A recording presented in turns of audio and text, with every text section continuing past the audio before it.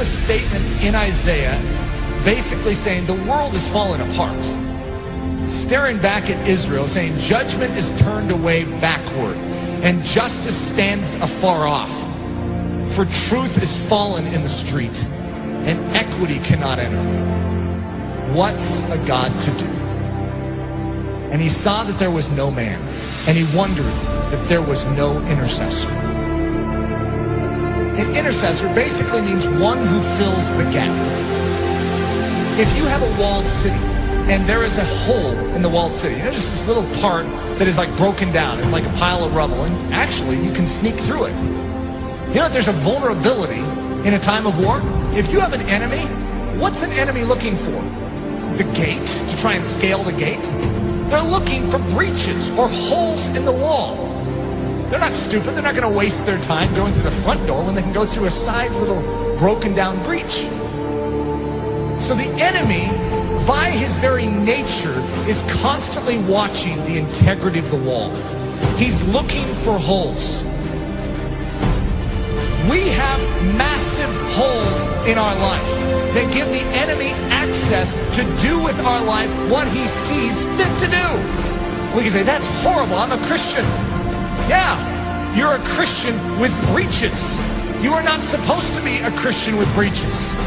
One of the key definitions of Christianity could be a man or a woman whose walls are repaired, who is made strong. Why? So that they are useful to God and they're not just constantly inwardly fighting demons. They can be outward focused. God says to Israel, I will bless you so that you can become a blessing to the nations. God's pattern is to make you strong so that you're useful. There is a hedge that is supposed to be built up around your life, and it very likely isn't. You need a strong man. You need someone who can step in and fight off that enemy to make you strong so that you can start focusing outward instead of on your own issues. Most of us as Christians, the church is so weak because we have literally less than 1% of our time that is able to focus outward because we are so caught up in our issues and our difficulties. Even the healthiest among us, we have issues. We have difficulties, whether it's relational, whether it's financial, whether it's health, we have issues. And there's a dying world out there. You know that estimated 150,000 people died and went to hell today? Let's think about this. What did we all do about it? Did we take a step forward in beginning to do something about it? Or are we just stemming the tide from our life falling apart even more than it is? We are living on the defensive instead of the offensive. What we need is the same thing God was looking for back then. The walls are broken down. The city is in disrepair. Israel is without a defender. Where's the intercessor?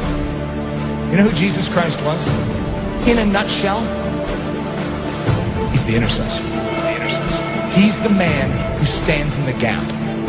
He's the strong man who came and took the full blow upon himself so that we could gather our wits spiritually and awaken and say, I'm in. Thank you for rescuing me. Literally, he took the blow. Everything that was aimed right at you to absolutely decimate your life, he took it square on. Without even a whimper, he took it. For the joy that was set before him because he valued you so much. He took the blow. See, one of the things that happens with the life of Jesus, we have a tendency to make him a mousy character. We have a tendency to diminish his manly strength. We are talking about the greatest warrior of all time.